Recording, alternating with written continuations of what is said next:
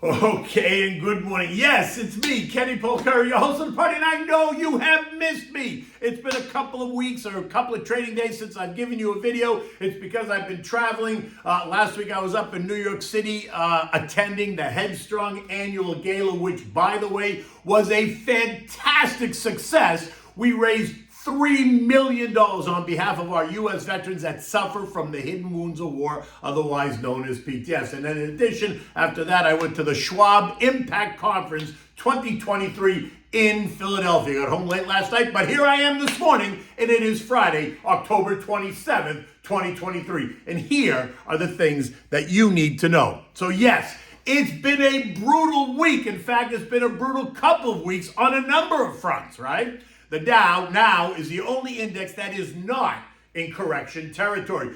Bond yields continue to cause an issue for stocks and will continue to cause an issue as they move higher.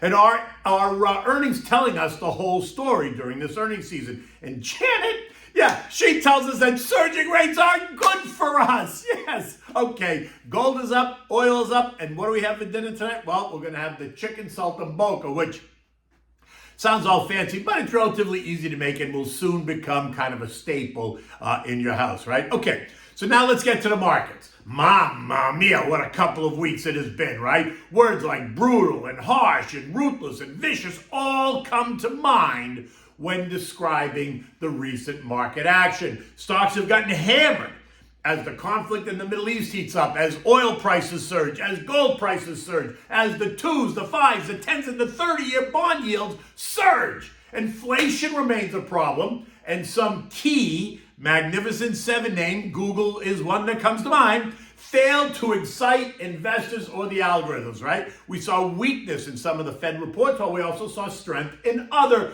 economic data, right? Which continues to cause confusion for investors, right? Fed members and the markets. New home sales on Wednesday surged by 12.3%, which is a head scratcher for me considering that the 30-year conventional mortgage is now 8%. Although home builders with financing arms can buy those rates down as part of the sales pitch. But let's be honest, you're still paying for it. Who is kidding who? 5 one-year arms are now becoming the financing option for those who qualify because they're offering rates as low as 7%. Think about what I just said, as low as 7%. GDP for the third quarter came in stronger than expected at plus 4.9% versus the expected 4.5% and well ahead of the second quarter of 2.1%. Manufacturing and services PMI both pierced 50. Taking us from contractionary to expansionary territory, and that's causing all kinds of double talk at the Fed and among street analysts about where we are. Earnings, while appearing to be better than expected, are not really telling us the whole truth. Richard Bernstein Advisors tells us that 29% of the S&P companies that have reported third quarter results so far, their earnings are up 11%. But without the contributions of those Magnificent Seven stocks, index earnings per share growth would drop to negative 8.6%. All while my good friend Liz Ann Saunders of Charlie Schwab fame reports that equal-weighted S&P 500 stocks have decisively broken the March low and have wiped out gains since October of 2022. And that is why we saw more losses across the board, yesterday, the last couple of days. At 4 p.m. yesterday, the Dow lost 251 points or 0.8%. The S&P down 50 points or 1.2%. The NASDAQ continues to get banged over the head, losing 225 points or 1.8%. The Russell bucked the trend, rising 6 points or 0.3%. But remember, it's down 17.5% off the July high, while the transfers gained back 295 points or 1.7%. This now puts all the indexes except the Dow in correction territory. In fact, when the S&P pierced 4180 yesterday, what did we see? Wave after wave of sell orders initiated by the algos. They washed over the markets. Buyers who had been waiting patiently to see what would happen, to see if it would hold. They stepped aside and boom, down we went, testing a level of 4127.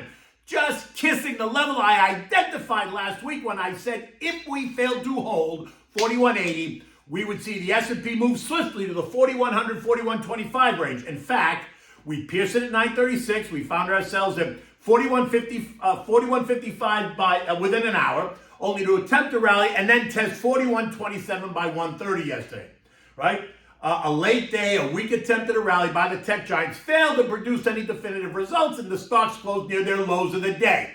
As investors waited anxiously for results from Amazon, they killed it. Intel, they killed it, and they boosted their forward guidance, so bang. And Ford reported a miss on profits and withdrew the forward guidance as the UAW declares victory in a deal that will end the strike for Ford only, leaving General Motors and Stellantis out in the cold. UA President Shawn Fain did not get everything he wants, but whoever does, right?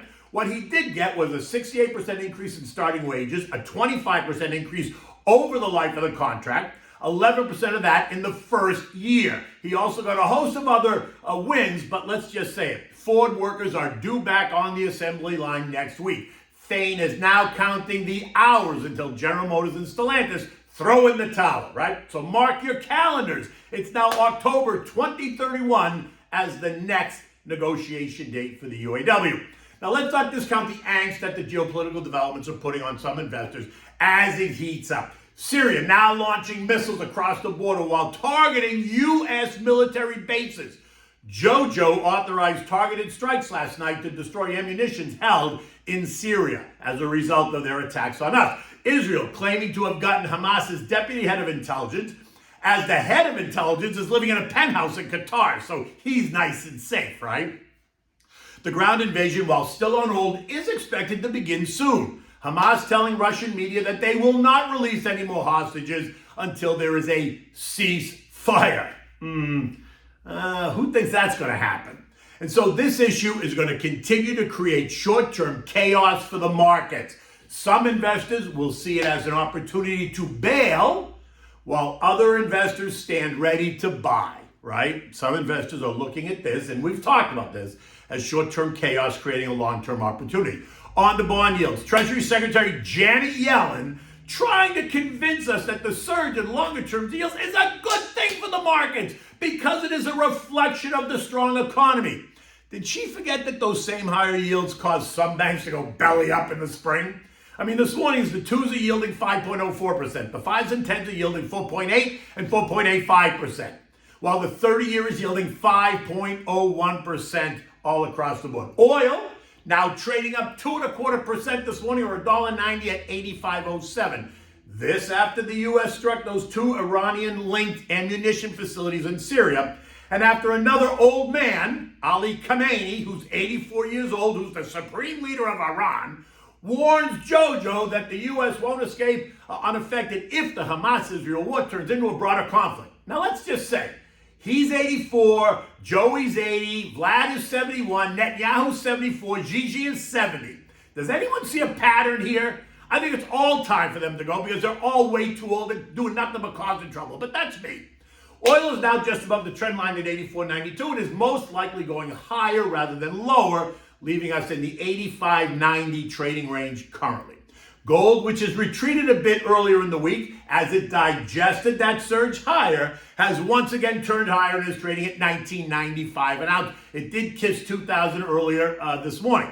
This too is going to remain elevated until the geopolitical issues calm down. As long as they remain on the front burner, expect gold to continue to move higher. The dollar index remains at 106.56, well above the trend line at 105.40. And just below the recent high of 107.30. Remember, the dollar will trade off of what it sees interest rates do. Higher rates will cause the dollar to surge. Lower rates will take some of the juice out of it. So this is where you get to decide, right? And don't expect to hear anything else from anyone at the FOMC committee. They are now in lockdown mode ahead of next week's Fed announcement. Now, unless the Fed either raises rates or cut rates, which ain't going to happen, no one should be surprised to learn that they're pausing, which I still think is a mistake. I thought it was a mistake last month. I think it's a mistake again, but that's me. And guess what? I'm not a member of the Fed, so I got nothing to say, apparently. Now, look, consumers are spending at the fastest pace in 2 years. Some will say it's because inflation has cooled off and the economy is strong. But let's be honest. Inflation has not gone negative. It is still positive and prices are still rising, albeit at a slower pace, but they are rising. And to me, that explains why consumers are spending more. It's simple. things are more expensive. We're not buying more, we're just spending more. But that's me. You're going to have your own experience. You tell me if it's any different. Now, this morning, U.S. futures are up. This after Amazon and Intel reported solid numbers, giving investors, traders, and algos a reason to find the silver lining. Look, Amazon's quoted up 6%. Intel's quoted up 7%. Ford, on the other hand, is quoted down 4%. Now, look, there have been some significant price adjustments on some significant names. Think Amazon, think Apple. And while there is still some risk created by geopolitical events, they will be short-lived unless one of those leaders does something really stupid, which could happen. But I suspect that long-term investors can find real value in some really good names. Remember, and this is key, even though the market is broadly lower, the buyers are not on strike. They're just being prudent with how they decide to spend their money, right? They want to be more prudent, so I'm going to bid down here. You want to sell to me? Go right ahead. Now, this morning, U.S. futures are up, right? Dow futures are up 33, S&P's up 18, the Nasdaq goes up 23, and the Russell's up 3. In addition to the good news out of Amazon and Intel, we're going to hear from Stanley Works. They beat. Aon, they beat. Exxon missed, but its free cash flow more than doubled, allowing them to raise their dividend payable to 95 cents a share. That's a 3.5% yield. Chevron missed, but they declared a dividend of $1.51, which is a 3.9% yield. Eco data includes personal income and spending of up 0.4% and up 0.3% respectively. We're also going to get the Fed's favorite inflation gauge, the PCE deflator, and that's expected to be up 0.3 month over month, which is better than last month, and up 3.4% year over year, again better than last month. The core deflator is expected to be up 0.3 month over month, which is worse than last month, while the core deflator is up 3.7% year over year, slightly better than last month. And this is the reason that the Fed is going to pause. Now, even if the PCE is worse than expected, we can expect JJ to say that he's not worried, that the trend is your friend, and that one blip will not change the picture, which is what he said in the spring of 21. Need I remind you what happened then? In addition, we're going to get the University of Michigan sentiment numbers. We're going to get the 1 and the 5 to 10-year inflation expectations of 3.8% and 3% respectively, which suggests we're not getting to 2% anytime soon.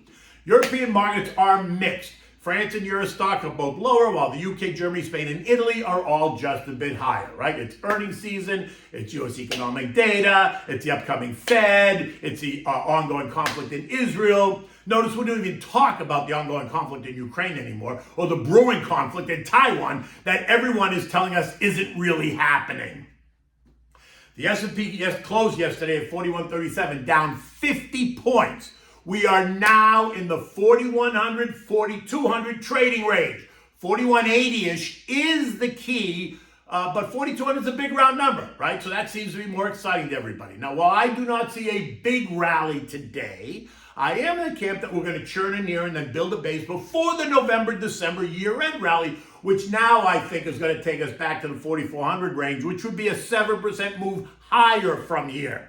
There are some out there that think we're going to close even above this year's high, and that means we've got to get above 4607, which would be a 12% move up from here. Something I'm not so sure we can do. We can only hope.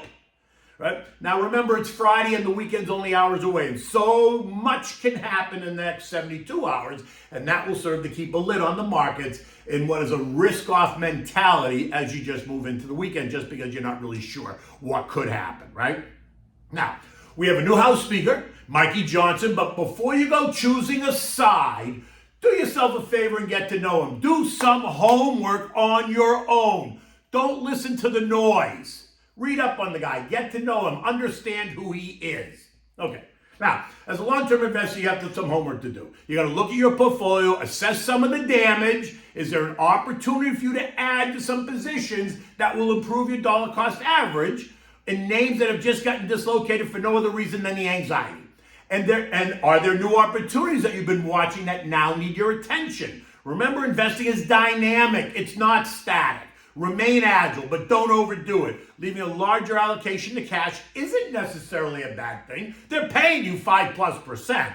But don't discount the sales that are staring you right in the face on some decent names. which again only supports my point as a long-term investor. Stick to the plan. Don't try to pick tops and bottoms. Build a strong, diversified portfolio that's going to pay you some cash, right? Nice dividend yields, and give you exposure to the markets. Okay, so what are we having for dinner tonight? We're having chicken saltimbocca. This is a simple dish. Sounds complicated, but it really isn't. It's a classic dish, and for this you're going to need, 4 boneless, thin sliced chicken breasts, right? Maybe 6 ounces. You need seasoned flour. You're going to season the flour with salt and pepper. You need minced fresh sage. You need thin slices of prosciutto, olive oil, dry white wine, lemon juice, salt and pepper, and of course butter. You want the chicken should be like a 1/4 inch thick. You want to rinse it, drain it, set it aside, pat it dry with a paper towel. Put the seasoned flour in a bowl and then dredge each piece of chicken in the seasoned flour and then place it on a baking sheet. Sprinkle the top of each cutlet with the chopped sage and then cover it with a slice of prosciutto. Just put it right on there and press it on, right? Press the prosciutto to help it adhere to the chicken and then put it in the refrigerator for at least 1 hour. Now, let it rest for 20 minutes or so and then get ready to cook it. Now, heat the oil and the butter up in a heavy skillet, right over medium-high heat until it's just all melted and it's all kind of bubbly. Then take your chicken cutlets, depending on how big the pan is, 2, 3, 4, whatever you can put in there, and put it in the pan prosciutto side down. Cook the cutlet until you can see the edges are beginning to turn brown, about 3 minutes or so, and then carefully flip them over. Reduce the heat to medium and cook until they're no longer pink inside. Maybe it's another 3 or 4 minutes. Place the cutlets on a warm platter, cover them with foil, and then cook the remaining cutlets if they're already. Once the cutlets are cooked and moved to the platter, add the wine and the lemon juice to the pan, scraping up any brown bits that are on the bottom. Cook that over high heat until the liquid has been reduced to about 1/2 cup.